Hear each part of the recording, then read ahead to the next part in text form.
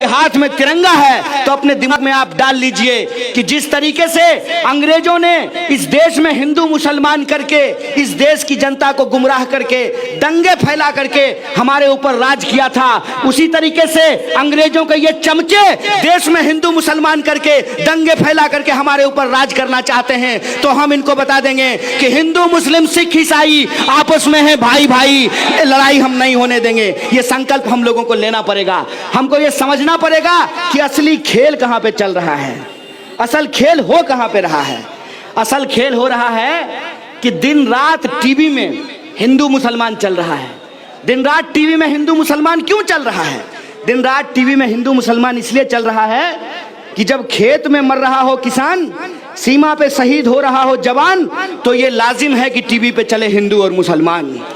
इसीलिए कि आप अपने हाथ में रॉड ले लें, आप अपने हाथ में बंदूक ले लें, एक दूसरे ऊपर गोलियां चलाते रहें और ये अपने बेटा को बीसीसीआई का सेक्रेटरी बना दें, ये अपने बेटा को मंत्री बना दें, ये अपने बेटा को विधायक बना दें, ये अपने बेटा को नेता बना दें और आपको ये दंगाई बनाना चाहते हैं। तो मैं खास करके इस देश के जो बहुसंख्यक समुदाय के लोग हैं, मेरा नाम कन्हैया है, मैं उनसे कहना चाहता हूं कि दोस्त एक बार सोच करके देखो, दिल दे दिए हो तो दिल का कोई हिसाब नहीं होता है। कहते हैं ना, दिल आया गधी पे तो परी का क्या करें। तुम दिल दे दिए हो, उस पे हम सवाल नहीं करना चाहते हैं। होता है ना कि जब नौजवान को किसी लड़की से मोहब्बत हो जाए, किसी लड़की को किसी लड़के से मोहब्बत हो जाए, तो माँ बाप जब उसको समझाते हैं कि बेटा प्यार वार अपनी जगह पे है, थोड़ी पढ़ाई भी कर लो, अगर पढ़ाई नहीं करोगे तो नौकरी नहीं मिलेगी, और नौकरी नहीं मिलेगी ना तो प्यार जो है वो खिड़की से कूद करके बाहर चला जाएगा। यह बात कई बार हमको समझ में नहीं आती है क्योंकि हम दिमाग नहीं लगाते हैं, दिल लगा बैठे हैं। तो जो लोग दिल लगा बैठे हैं, मैं उनसे यही कहना चाहता हूं कि दोस्त, दिल भी अगर धड़कता रहे, इसके लिए पेट में अनाज का होना बहुत जरूरी है। और पेट में जो अनाज पहुंचाने वाले किसान हैं, उनकी हालत के बारे में तुम जान लो।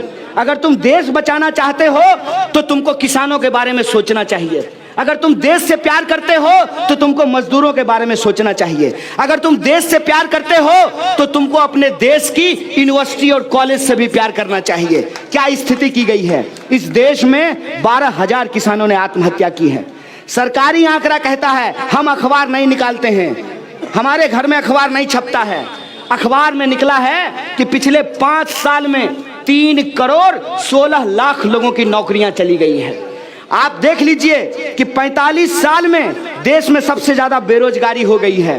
पहले कहते थे कि पढ़ाई करो, खूब पढ़ाई करो, अच्छी नौकरी तकलीफ नहीं है, लेकिन आपको पेंशन मिलता है, एक एमएलए को पेंशन मिलता है, लेकिन जो सरकारी नौकरी करने वाले जो लोग हैं उनका पेंशन खत्म कर दिया गया है। जो जिंदगी भर काम करते हैं उनका पेंशन समाप्त कर दिया गया है, और जो किसी तरह से नेता बन जाते हैं, एमएलए और एमपी हो जाते हैं, वो जिंदगी भर पेंशन उठाते रहते हैं। ये जो हकीकत है, इस हकीकत को हमको समझना पड़ेगा। हमको ये समझना पड़ेगा कि क्यों हमारे सरकारी स्कूल और कॉलेज को बर्बाद कर दिया गया है। आप सब लोग बिहार में पढ़े होंगे, बताइए कि 3 साल का ग्रेजुएशन 5 साल में क्यों होता है? बताइए कि सिपाही भर्ती के लिए जो नौजवान जाते हैं ट्रेनों में भर करके, पैर फिसल करके गिर जाते हैं और उनकी मौत हो जाती है, और फिर वो नौजवान अपने आप को दोष देता है कि अच्छी नौकरी नहीं मिली इसलिए अच्छा घर में शादी नहीं हो रहा है। उनको माँ बाप भी कोसते हैं कि देखो फलना का बच्चा कितना मेहनत किया है, उसको नौकरी मिल गई है। आप सोच करके आप बताइए, जब नौकरी है ही नहीं तो नौकरी कहाँ से मिलेगी? जिसको नौकरी नहीं है वो नौकरी की चिंता कर रहा है। मैं तो कहता हूं कि जिसको नौकरी थी उसकी भी नौकरी छीन ली जा रही है। 3 करोड़ 16 लाख लोगों की नौकरी छीन ली गई है। ये देश का मुद्दा है। रोजी रोटी, कपड़ा, मकान, शिक्षा, स्वास्थ्य, सड़क, बिजली, ये देश का मुद्दा है। शिक्षा कैसे बेहतर हो, ये देश का मुद्दा है। बिहार का सबसे बड़ा मुद्दा क्या है? बिहार का सबसे बड़ा मुद्दा ये है कि बिहार के लोगों को अपने परिवार को पालने के लिए अपना घर बार छोड़ करके दूसरे राज्यों में जाकर के काम करना पड़ता है, और जब वो वहां काम करते हैं तो हमारे साथ क्या बर्ताव होता है? बिहारी शब्द को इन लोगों ने गाली बना दिया है। उनका खेत हम काटते हैं, उनके लिए ठेला रिक्शा हम चलाते हैं, उनका घर हम बनाते हैं, मेहनत मजदूरी करते हैं, लेकिन दो शब्द सम्मान के हमको नहीं मिलता है, वो बिहारी शब्द को गाली बोलते हैं। इसीलिए ये जो हमारा बुनियादी सवाल है, मैं उन नौजवानों से कहना चाहता हूं जो अपने हाथ में भाजपा का झंडा उठाए हैं, दोस्त तुम नेताजी के पीछे खड़ा होकर के वंदे मातरम करोगे, नेताजी संसद पहुंच जाएंगे, अपने बेटा को फिर सांसद बनाएंगे, तुम रोड पे खड़ा होकर के वंदे मातरम ही करते रह जाओगे। इस बात को याद रखना। वंदे मातरम करने का मतलब, वंदे मातरम करने का मतलब अपने देश से प्यार करना होता है, अपनी मिट्टी से प्यार करना होता है, किसी पार्टी या नेता का चापलूसी करना नहीं होता। इस बात को याद रखना, इस बात को याद रखना कि अगर अपने देश अपनी मिट्टी से प्यार करते हो तो तुमको चिंता होनी चाहिए कि देश में भ्रष्टाचार क्यों बढ़ रहा है। तुमको चिंता होनी चाहिए कि हमारे स्कूल और कॉलेज में पढ़ाई का स्तर नीचे क्यों गिर रहा है। तुमको चिंता होनी चाहिए जो अन्नदाता हैं वो आज फांसी लगाने को क्यों विवश हैं। तुमको चिंता होनी चाहिए कि एसएससी का प्रश्न पत्र क्यों लीक कर दिया गया है। तुमको चिंता होनी चाहिए कि सिपाही भर्ती में घोटाला क्यों हुआ है, दरोगा भर्ती में घोटाला क्यों हुआ है। देश से प्यार करने का मतलब देश के लोगों से प्यार करना होता है, यह बात अपने दिमाग में डाल लो। और अगर कोई हाथ में बंदूक लेकर अपने ही देश के लोगों के ऊपर गोली चलाता है तो वो कुछ भी होगा, लेकिन देशभक्त नहीं हो सकता है, ये बात हम जानते हैं। इसीलिए मैं आप तमाम लोगों से कहना चाहता हूं कि ये बड़ी लड़ाई है। बड़ी लड़ाई इसलिए है कि एक तरफ आपको अपने हाथ में तिरंगा थामकर संविधान की प्रस्तावना को अपने सीने से लगाकर नफरत को हराना है, और दूसरी तरफ जो रोजी रोटी, कपड़ा, मकान, शिक्षा, स्वास्थ्य, सड़क, बिजली, पानी, आत्मसम्मान की लड़ाई है, उस आत्मसम्मान की लड़ाई को आगे बढ़ाना है। लड़ेंगे कि नहीं लड़ेंगे? जोश से बोलिए, लड़ेंगे कि नहीं लड़ेंगे? सरकार को हमको बताना पड़ेगा, सरकार को हमको कहना पड़ेगा, और साहस से खड़ा होकर के, सीना तान करके सरकार के आंख में आंख डाल करके बताना पड़ेगा कि यह सरकार, दम है कितना दमन में तेरे, देख लिया है देखेंगे, जगह है कितनी जेल में तेरे, देख लिया है देखेंगे। सरकार को यह कहना पड़ेगा कि यह भारत है, और यह भारत गांधी की धरती है, यह भारत अंबेडकर की धरती है, यह भारत भगत सिंह की धरती है, यह भारत अशफाक उल्लाह खान की धरती है, यह भारत फातिमा शेख की धरती है, यह भारत मौलाना अबुल कलाम आजाद की धरती है, यह भारत चंद्रशेखर आजाद की धरती है। और वो जो भारत है, उस भारत को हम झुकने नहीं देंगे, उस भारत को हम मिटने नहीं देंगे। कोई भी काला कानून आप लेकर के आ जाइए, आपको आज संसद में मेजोरिटी है, आप कोई भी कानून पास कर दीजिए, हम सड़कों पे अपना बहुमत साबित करेंगे। करेंगे कि नहीं करेंगे? इसीलिए मैं आप तमाम लोगों को एक आमंत्रण देने के लिए आया हूं, आपको न्योता देने के लिए आया हूं, आपको इनवाइट करने के लिए आया हूं कि ये जो यात्रा शुरू हुई है बापू की धरती से, बापू धाम से, ये अलग अलग जिलों में होते हुए 38 जिलों को घूमते हुए आने वाली 29 फरवरी को पटना के गांधी मैदान में जुटेगा।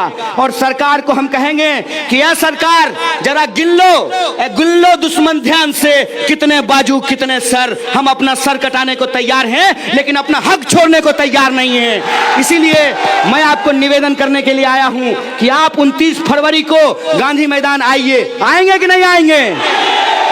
किसी नेता का भरोसा नहीं रहेंगे ना। अगर ट्रेन नहीं मिलेगा तो गोपालगंज से पैदल चले आइएगा गांधी मैदान। आएंगे ना? एक बार आप पटना के गांधी मैदान में जुट करके आइए, वहां से मिलकर के हम हुंकार भरेंगे और दिल्ली को कहेंगे कि यार दिल्ली में सरकार चलाने वाले मोदी जी जरा होश में आ जाइए, जर्मन चश्मा लगा करके एक बार फिर से हमारी शक्ल को देख लीजिए। और मैं आपको इतिहास याद दिला देता हूं, ये बिहार है, ये बिहार जब बुद्ध की धरती है, महावीर की भी धरती है, गुरु गोविंद सिंह की भी धरती है, तो ये बिहार जेपी की भी धरती है। दिल्ली जब जब तानाशाही रुख अपनाती है तो बिहार हुंकार भरता है। दिल्ली फिर से तानाशाह बनने की कोशिश किया है, हम बिहार से इसको ललकारेंगे। ललकारेंगे कि नहीं ललकारेंगे? आएंगे ना 29 तारीख को, और जम करके आइए। पहले तो हम लोकतांत्रिक तरीके से बड़ा जमावड़ा लगाकर, बड़ी जुटान करके सरकार को कहना चाहते हैं कि आप देश विरोधी एनपीआर, एनआरसी और सीए को वापस लीजिए। अगर एनपीआर और एनआरसी को ये वापस नहीं लेंगे तो फिर हमको एक अगले स्टेप पे जाना पड़ेगा। अगला स्टेप क्या है? गांधी जी को भी याद किए थे ना, गांधी जी अंग्रेज को कैसे हराए थे? गांधी जी ने कहा था असहयोग आंदोलन। और असहयोग में गांधी जी का नारा क्या था कि अगर सरकार आपको नागरिक नहीं मानती है तो आप सरकार को सरकार मानना बंद कर दीजिए।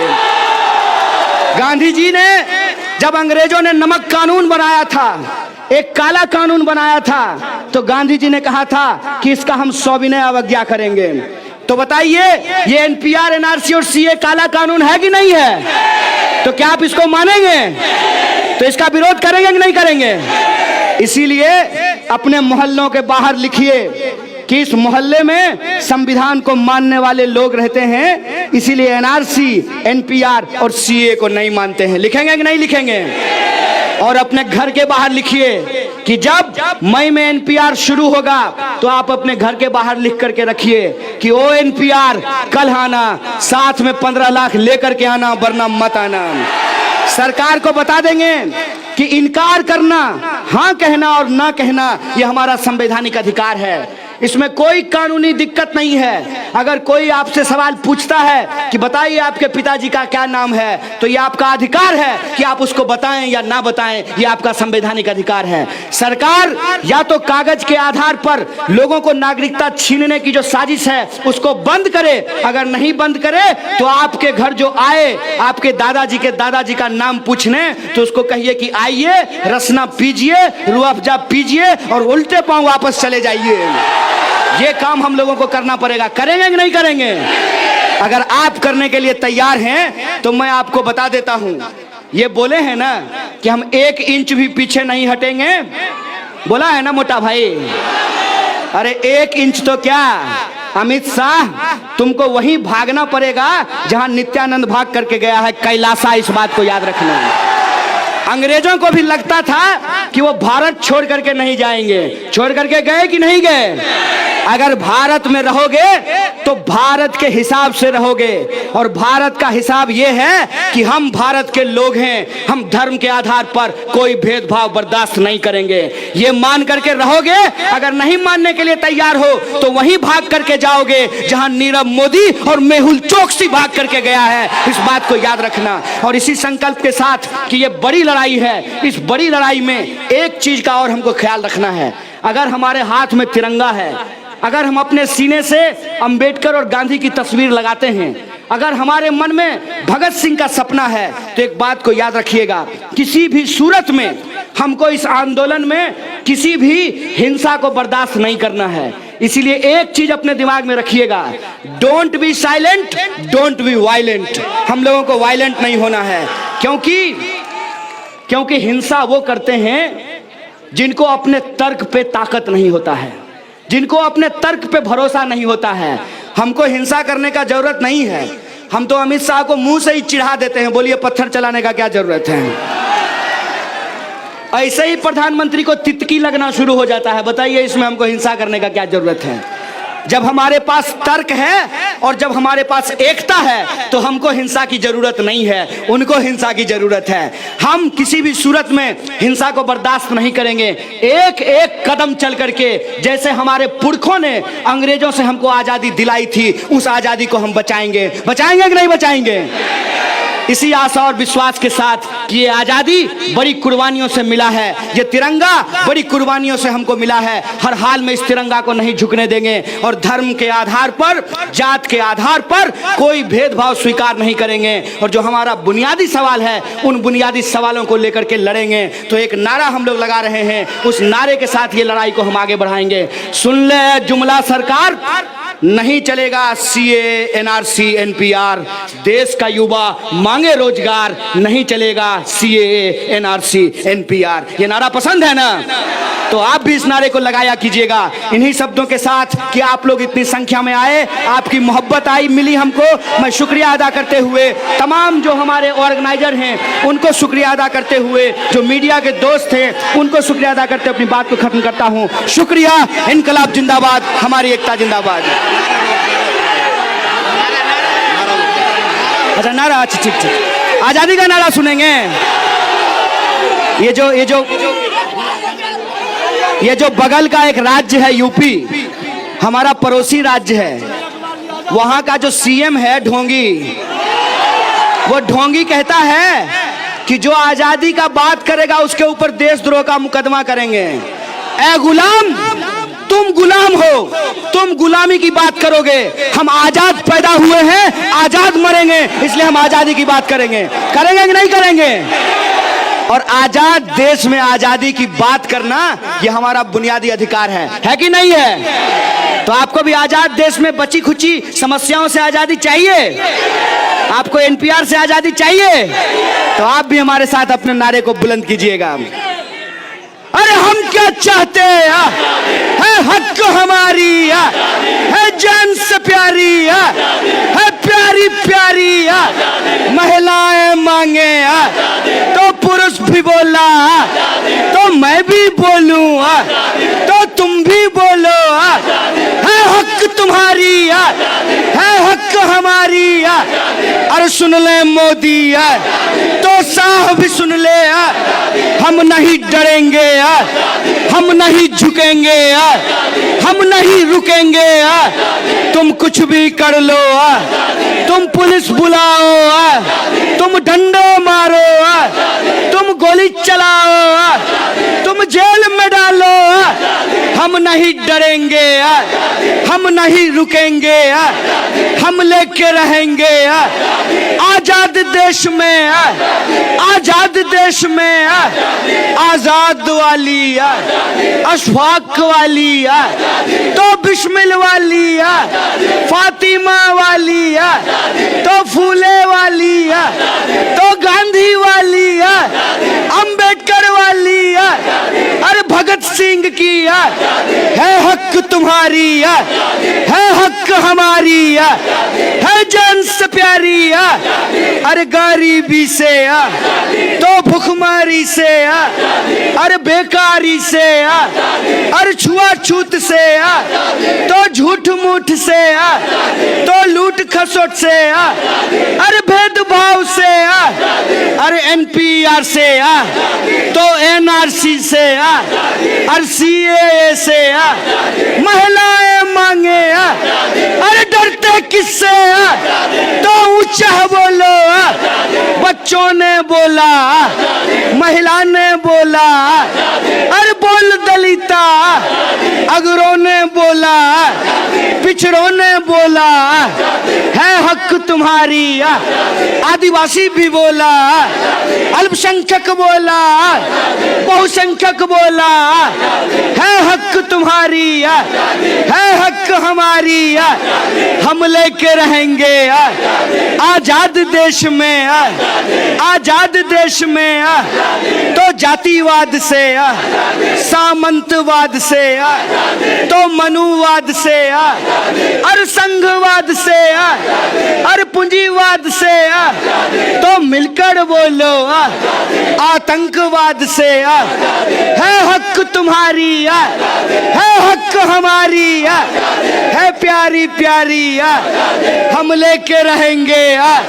महिलाएं मांगे, अरे हाँ कहने की, तो ना कहने की, पढ़ने लिखने की, पहनने ओढ़ने की, पढ़ने लिखने की, साथी चुनने की, तो हाँ कहने की, तो ना कहने की, तो मिलकर बोलो। सीए से, तो एनपीआर से, तो एनआरसी से, है हक तुम्हारी, है हक हमारी। बहुत बहुत शुक्रिया, बहुत बहुत धन्यवाद।